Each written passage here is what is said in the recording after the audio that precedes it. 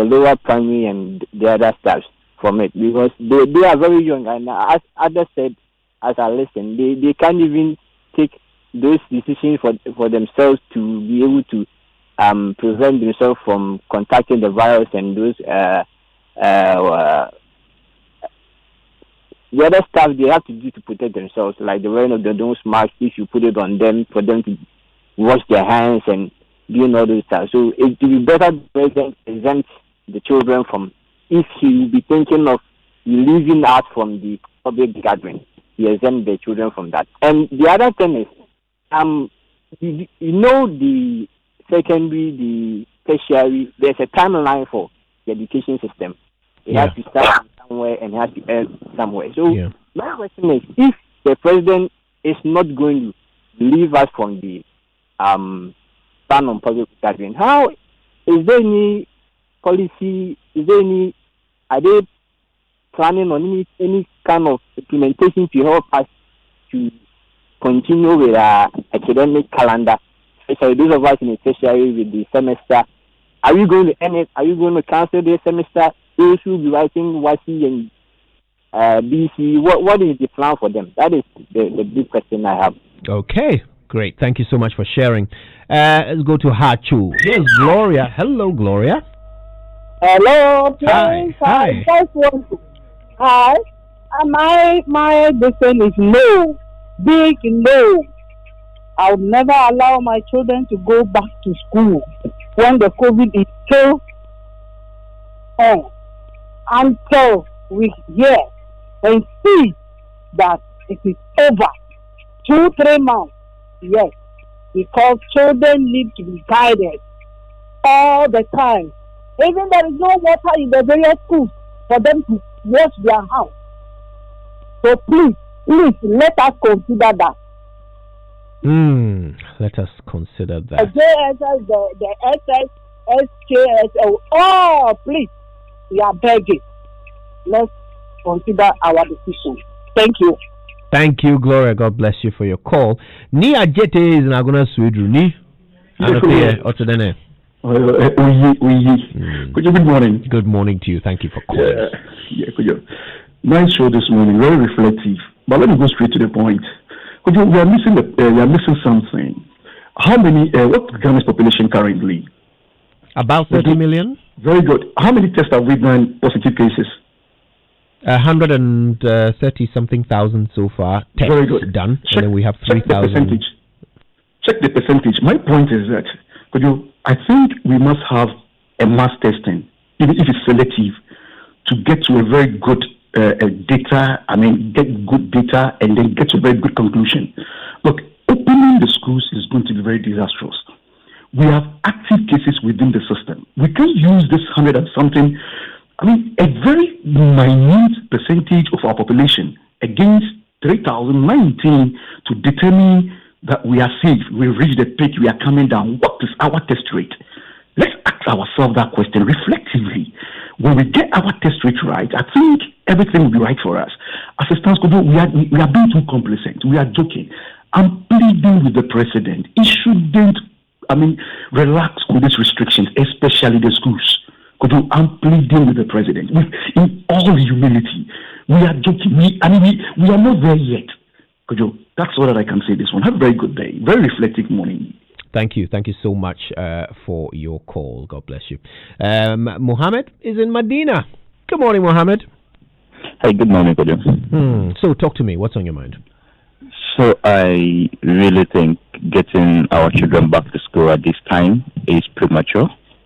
And whatever is informing the president's decision may be based on statistics, but I doubt if it's based on reality. To have over 3,000 of this case, more than 2,000 of them in Accra, and expect children back to school at this time, I would just plead. It is not the right thing to do at this stage.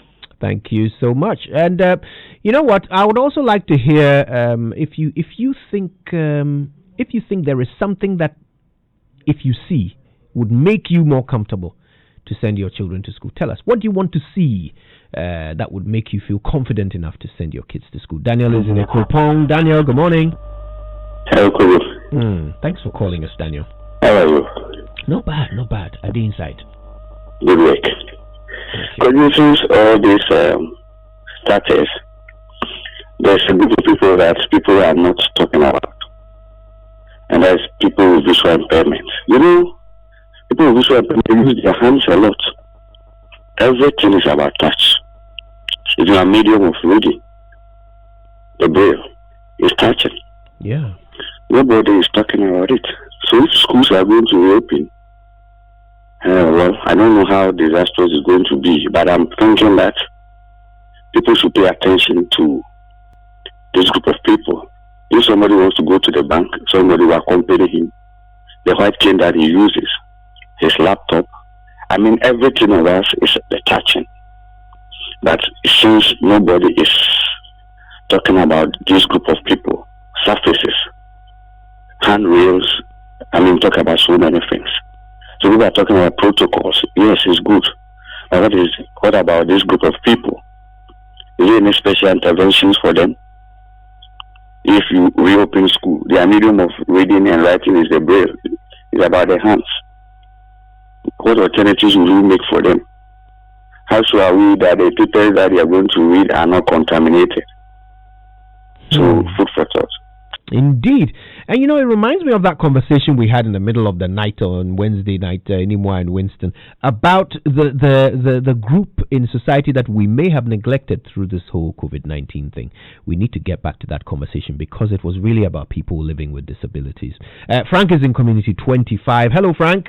Yeah, Kojo, good morning. Good morning to you. Thanks for calling. Right, Kojo, let me first of all say this. Multimedia is a big station. And even though supposedly you say it's your thinking, but I must be frank with you. Anything that you guys put out there tends to be true.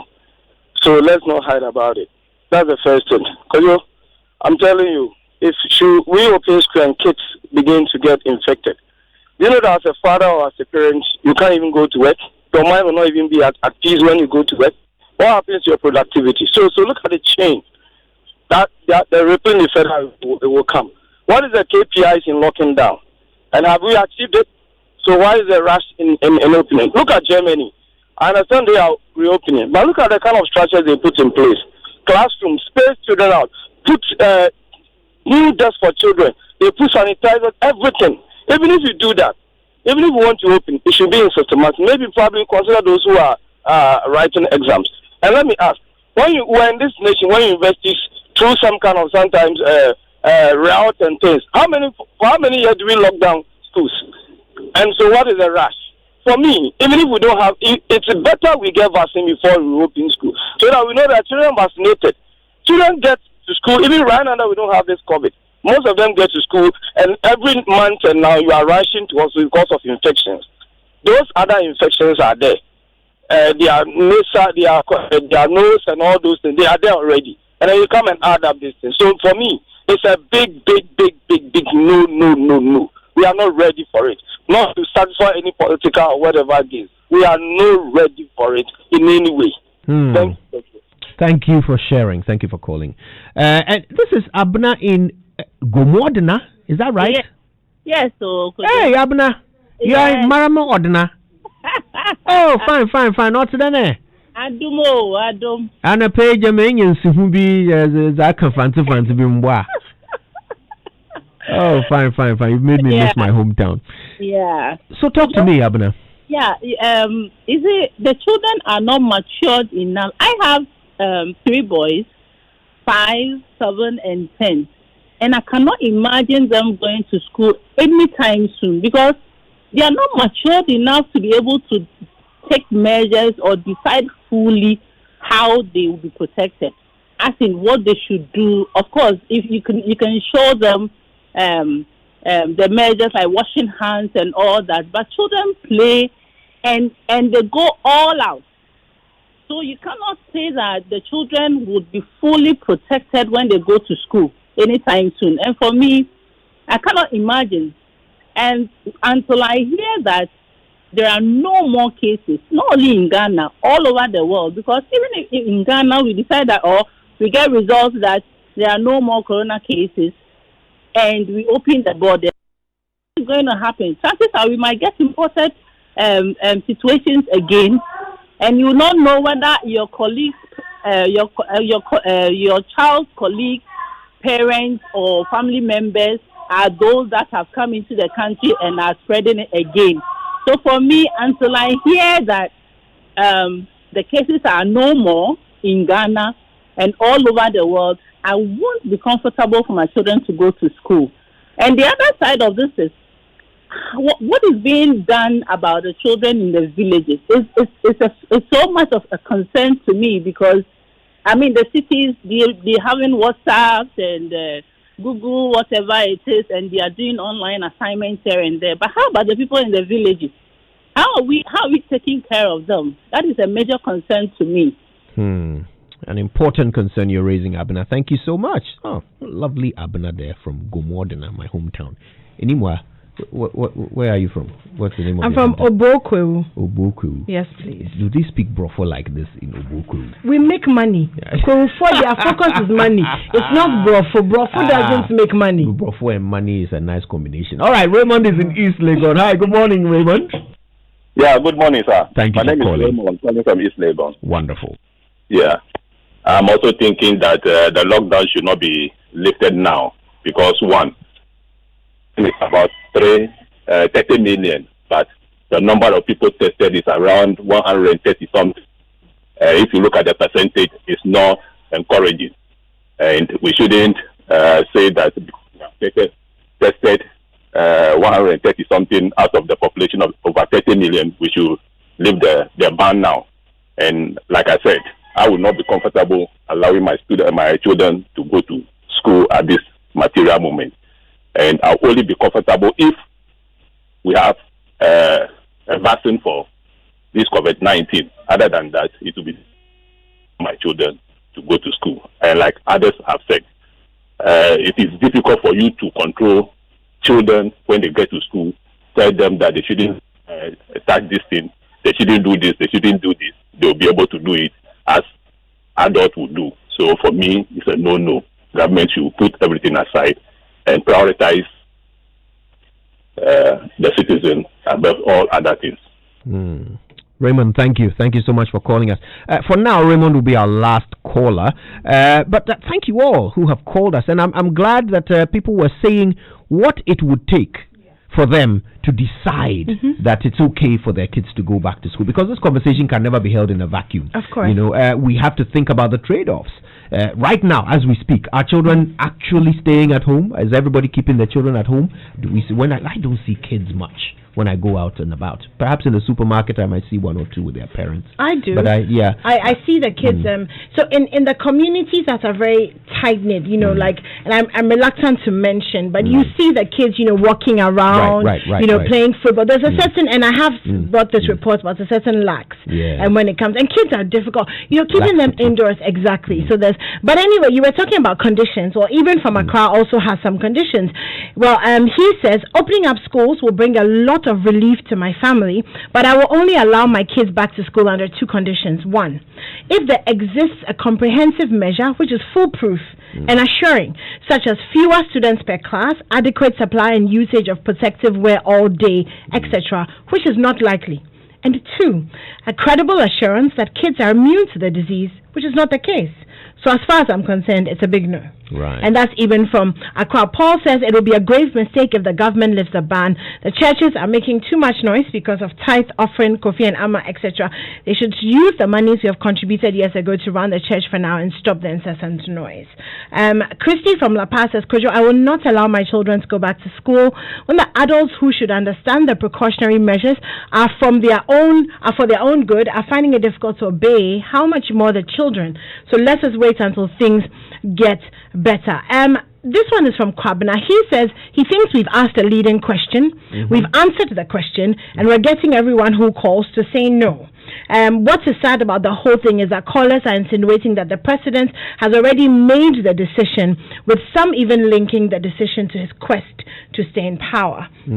I take that message because I really wanted to clarify that we have not said that this is what the president will do. At some point in our lives, these restrictions will be lifted, and so we're having a forward-thinking conversation about what people want to see before they're comfortable having their kids go to school. This is from Aisha. Now, Aisha is a parent and a proprietress of Ikra Educational Center, a private school in Accra. Now, she speaks as a parent. I admit online school sometimes poses some inconvenience, but I would rather pick the lesser evil in this case. As a school proprietress, I really don't think an overnight announcement can get children back to school. There's so much preparation that needs to go on in terms of safety protocols and staff readiness. She says such an announcement needs to come at least 1 week before it goes through. Also, the school will need to get parents to complete a return to school form, conduct meetings with parents, possibly consider a shift, student education, safety protocols. There's a lot to do from what she says. Joy from North K says absolutely no, full stop, no explanations. Becky from Tema says it would be suicidal to send my children back to school. Seastone from Ocheblik, who says, Kojo, I doubt the government will do that because they themselves know that they have not put enough measures in place to protect the children, especially in places where children are sitting 2 or 3 to a desk. This one is from Ablade in Takrade. He says, I don't believe Ghana's COVID-19 positive cases have declined. Why can't people tell the truth? So 3,091 confirmed cases, 303 recoveries, and this is a decline in cases. It appears our leaders take us for fools. No problem. He says December 7th, Beba.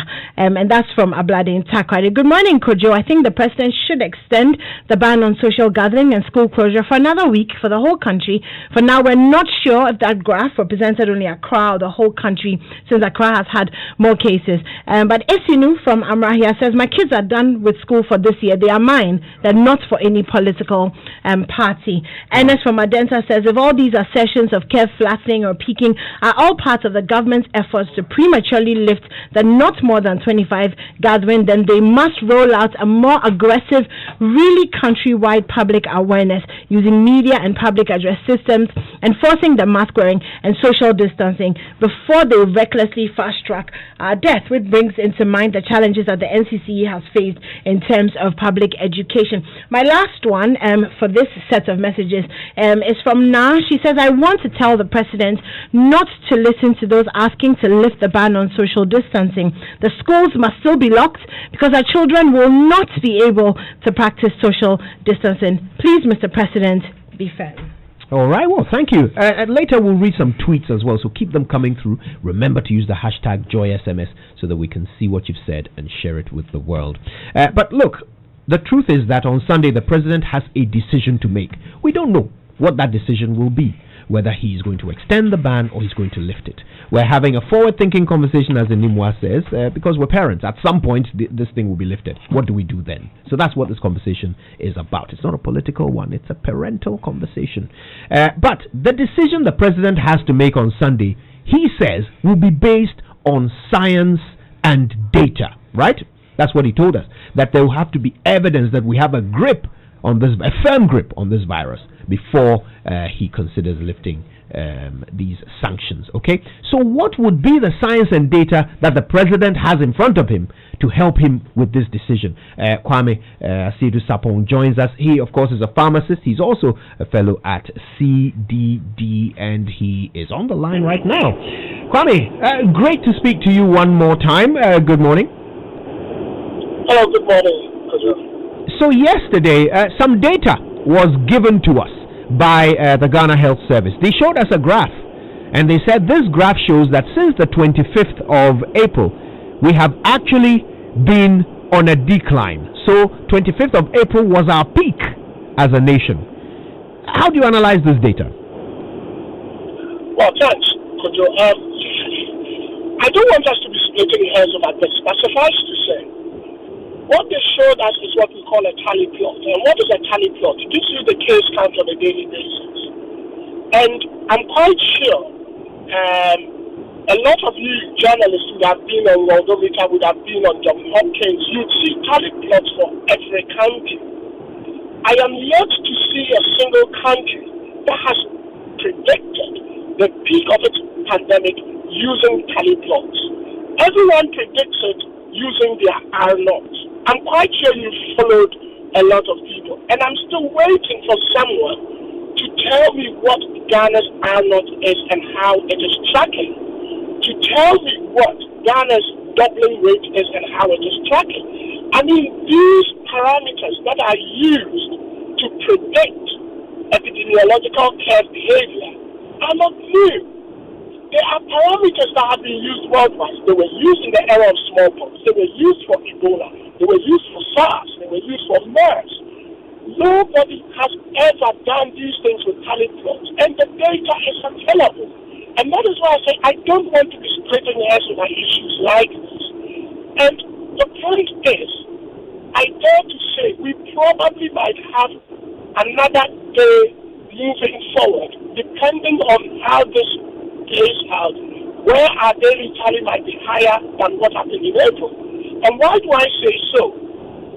One of the parameters for predicting the behavior of a pandemic is the availability of a population to be infected. That is the probable population size that will be infected. I did say this the last time that we spoke. As it stands, Ghana is close to 30 million because our case count is just around 3,000 now, even though we are all aware that probably some might have been added because that information is for the 4th of May. We are today in the 8th of May, so that would change.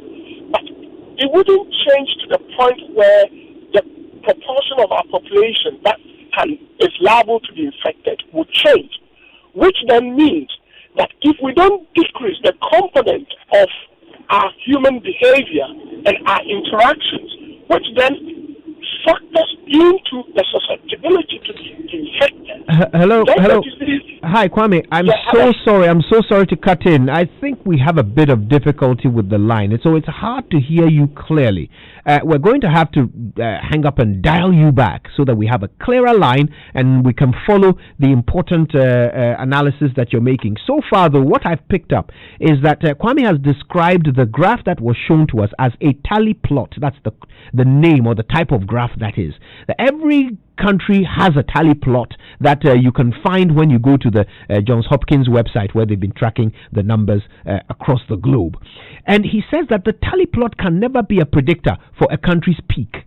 It has to be the R0, which is the number of people that each single infected person can infect within a period of time. The R0. And he says that Ghana has not yet told anybody what our R0 is. Do we know what it is? It has not been communicated yet. That is the detail that is needed in order to calculate the peak of a nation. That's how it's a nation's infections. That's how it's been done in the past for other outbreaks, other pandemics. So tally plots has never been the tool used to make that prediction, according to Kwame Asiedu-Sapong. He also started to explain why it is possible that at some point we may get higher numbers than what we've seen on the 25th of April, which is being described by the Ghana Health Service as our peak.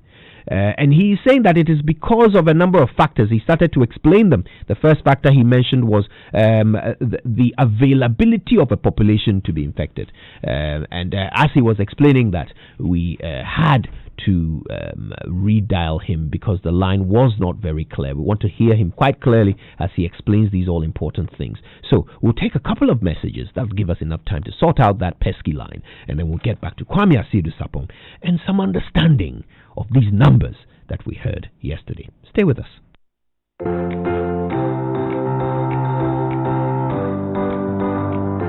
Comfort, durability, finishing, quality. Choosing sofas and beds for your home, office, or hotel couldn't be easier with an exclusive range of sofas and beds in various designs and colors from Latex Foam. There is so much choice, whatever your budget. Latex Foam, your partner for life.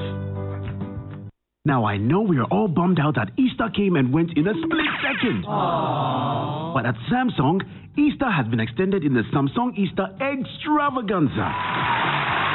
You can still shop for your favorite Samsung appliances at juicy discounts. Get a 32-inch Samsung satellite TV for just 899 Ghana cedis. 40-inch smart TV with Netflix for 1,899 Ghana cedis. A 4-star energy-efficient twin cooling plus fridge for 2,999 Ghana cedis. Our inverter AC to save you the hassle with too much electricity for 2,999 Ghana cedis. Our top-load 7 kg washing machine for just 1,699 Ghana cedis, and so much more. All you have to do do is to visit a Samsung authorized dealer. Don't forget your face mask, wash and sanitize your hands at the door, and happy shopping. We're extending the goodness of Easter while keeping you safe in the Samsung Easter Extravaganza. Hurry now. Samsung, imagine what we can build.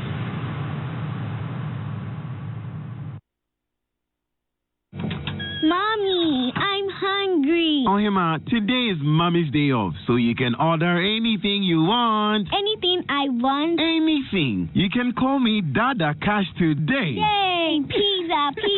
You crazy, making promises. Do you even have enough cash on you? Honey, just watch and learn.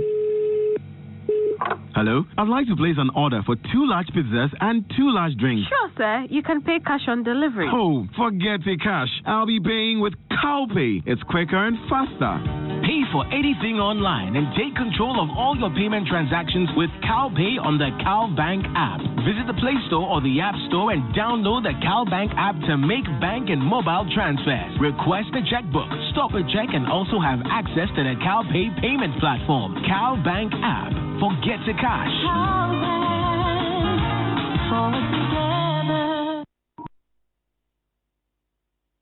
You're welcome back. It's the Super Morning Show, and it's 8:38 a.m. Our guest on the line, Kwame Asiedu Sapong from CDD. He's also a pharmacist, and he's been crunching these numbers on the COVID-19 matter, giving us a bit of education on what we've heard from the Ghana Health Service. Kwame, thank you so much for your patience. Oh, wow, there's a bit of background noise there. I don't know if you can roll up your windows for us temporarily. Is that possible? Yeah, I've rolled them, but I'm parked on the lay-by of the motorway. I understand. Thank you. I think we can hear you a bit better now. So if you can start again from the reason you are giving for why we might end up beating that 25th April case number that is being described as our peak. Yeah, well, what I was saying, Kojo, is that if you look at it critically, the susceptible population, that is the number of people with the potential to be infected in Ghana, is still relatively high. It's about 99% of our population. And what do I mean by that? Our current case count is at just over 3,000, and our population is 30 million, which means there's a large majority of the population that hasn't been infected. The two other things that goes in to augment this when you are calculating the R0 is human interaction. And our human interactions are not changing that much. A lot are not practicing the norms of social distancing. I've even seen research from Joy, and that was published on Joy this morning that I was reviewing, which says people are not even washing their hands up to 20 minutes at a time.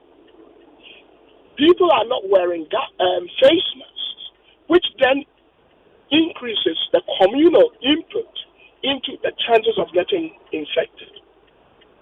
Then finally, there is the aspect of us getting complacent because people think we have peaked. And like I have said, when you're dealing with a virus or a pathogen as crafty as this one, the last thing you want is complacency. And so with these happenings and with the virus spreading in a mixed modular form, I can see us having a peak that would be bigger than the 25th, but wouldn't necessarily still mean that we have peaked. Because like I said earlier, the only way you predict your peak is to use your R values, your doubling time. And I've asked the question so many times. You go on Worldometer, you monitor the news conferences from the UK, from New York, from the United States, from Singapore. Yeah. Have you ever heard of any nation that has said that it has used its daily tally charts to predict its peak? Am I wrong in saying that most of them would tell you that they have gone past their peak because their R0 has reduced from this closer to 1, and that the proportion of people who are getting infected relative to the proportion of people who are recovering, it's lower, because the number of people who are susceptible to be infected has decreased, either because there have been a large number of infections or there are small small number of infections, but they've instituted a lockdown so the virus cannot move. Is that not the reasons that we are all giving? Sounds extremely familiar. So I suspect you're right. Yes. So if that is what we are giving, then it behoves on me to then ask the question: why is Ghana trying to be the exception rather than the norm when these epidemiological curves and epidemiological statistics are known, are defined, have been clearly studied, and have been shown to be dependable? Like I said earlier, they were used in Ebola, they were used in MERS, they were used in SARS, they are being used in COVID. So, I still stand to be convinced how a tally plot then suffices, especially when let me ask, have we still been told what our R naught is, our current R value, how it's trending? No one tells us. And if you even listened to the press conference, we were told that there are challenges in calculating these numbers. Am I wrong? Yes, they expressed some difficulty. So, if you cannot calculate these parameters, which are the gold standard in making these predictions, how then do you convince me from a layman's standpoint that, you've selected an alternate standard which I haven't seen anyone use it in their predictive models, but I should accept it? The other thing which is instructive, Kojo, is the fact that if you read all scientific papers, go to CDC and everything, it is said that no one normally knows the peak until you've gone past it. Everyone knows the peak when you start looking back retrospectively. That is known. So, all these things are playing in my mind, and it makes me wonder. Do they not say, or do they not suggest that, we're past our peak because that was on the 25th of April, therefore we have gone past it? Is that not what they're suggesting with the numbers they showed us yesterday? Well, Kojo, I don't want to sound like a prophet of doom, but from where I sit, the numbers I look like. And I can tell you, remember when I talked to you a couple of days ago, I did say that we had computed Ghana's R and it was between it was about 2.5. In fact, I can tell you today that it's between 2.7 and 2.9. Yesterday, I've seen another body of research being done by entirely different people who came to speak to myself and my colleagues, who've computed it and are getting 2.8. So when they told me what they were getting, I asked for them to show me their graphs, their log reports, their epidemiological model, their spreadsheet. And I have all those documents in front of me. In fact, to convince myself, I then shared it with some close friends of mine whose names I cannot mention, who have worked and understand epidemiology and biostatistics more than I do. And they were like, Kwame, this is spot on. So the calculation is spot on. And I was like, well, I cannot share it because it's someone else's body of work. I am just critiquing it. But then it falls in with what I calculated. And why am I saying that? If we calculated got 2.7 to 2.9, normally around 2.73, we are getting 2.8, it tells me that the number is not shifting. And why would I be convinced about that? Because these are entirely different people unknown to me. They just got in touch with us because their head is also trying to work around the numbers. So I want to have an understanding of these numbers from officialdom. Like I keep saying, no one is interrogating these numbers simply because they want to interrogate them. We want to interrogate them because we believe we can get it right. And like I have always reiterated, I come to some of these debates not because the government is doing nothing, but because I want us to do better. Right. And that is what happens worldwide. People interrogate the numbers. And because they interrogate the numbers, officialdom improves. And that is the role of civil society. And so we would continue to interrogate these numbers and interrogate them until we have consensus that we are speaking from the same hymn sheet. You know, before we take leave of you, the question that we've been asking our audience all morning is this. the president has a decision to make. Now, you've made it quite clear that he's going to need a lot more data and science than what we saw yesterday to make this decision accurately. However, he does have a decision to make on Sunday. If he lifts the ban, would you recommend that we send our kids back to school? Because that's a tall one, because I'm not looking at data, as obviously I told you I'm driving. But this is the point I'll make. The data I have looked at historically points to the fact that children normally do not get seriously affected by COVID. Though there's body of science that has started appearing in the United States and United Kingdom that there is an acute respiratory syndrome that affects kids disproportionately. I'm not too sure whether it's COVID related or not, but it seems to be mimicking and modulating the behavior of COVID. And this body of science has started evolving in the last 2 weeks. So unless the primary science has evolved and there's advice available, I would err on the side of caution. Because like I've always said, this virus is taking us on a tutorial for which we are all students. We are all learning. And so in the learning mode, I would want to get more data, more information, and then on that basis, speak to other people and be able to come to an informed conclusion on something like this. Well, I've got to thank you anyway. You've certainly shed some light on these numbers for us. We appreciate it as always. Kwame Sedu Sapong is a pharmacist and also a fellow at CDD. So, Winston, pretty much echoing exactly the questions we were asking earlier on the show. Talking about the fact that are we using the right matrix to determine our peak?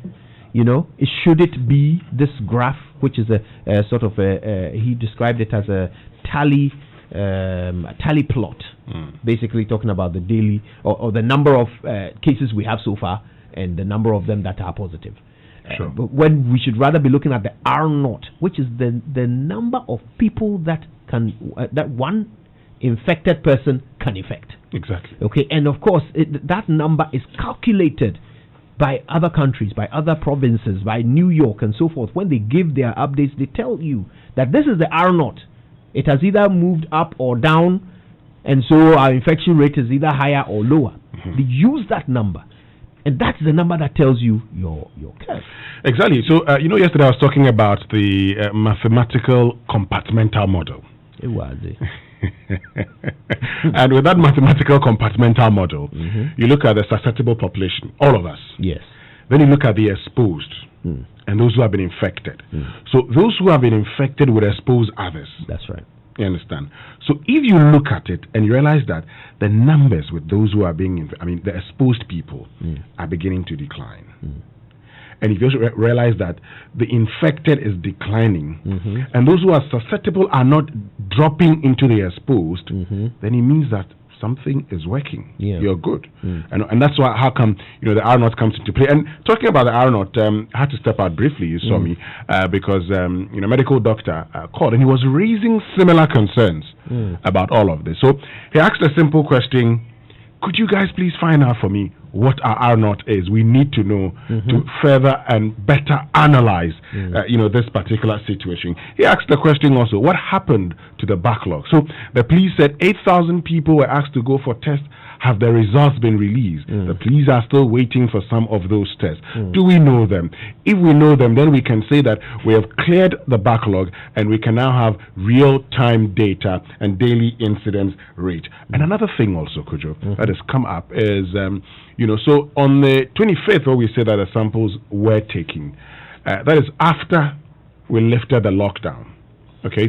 So during the lockdown, the team was able to move around and identify a lot more persons or areas that were deemed hotspots. After that, have we been able to reach that number of people?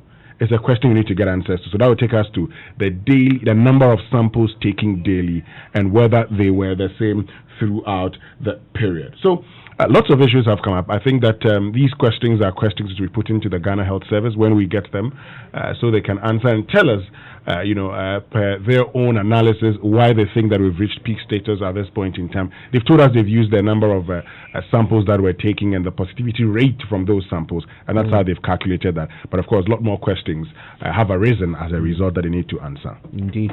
I also got a text message about this R0, and it says, Kojo, the president says he will make his decision based on science and data. If that science and data does not include the R0, then the president has made a decision based on incomplete information. Wow. Okay. All right. So we need to find that R0, yeah. Right? Okay. Well, there's more to come. When we come back, I want you to picture, if you're a parent, we've been talking to a lot of parents today. So if you're a parent, I want you to picture that you have a child, an 8-year-old child. Imagine that child being stoned by her friends. Imagine that other parents are looking on while this is happening. Imagine that this is happening not because of anything the child has done, not even because of anything you have done, but because actually, as we speak, you are perhaps the only person in the community who we can be sure does not have COVID-19. But they are still stoning your child. Imagine that. They stoned my daughter, and even mothers were sitting under their trees watching children to stone their fellow colleague that she's suffering from COVID-19. Tragic story coming out of the northern part of our country. Unacceptable. But we'll bring it to you. You tell us what you think. After these. To fight COVID-19.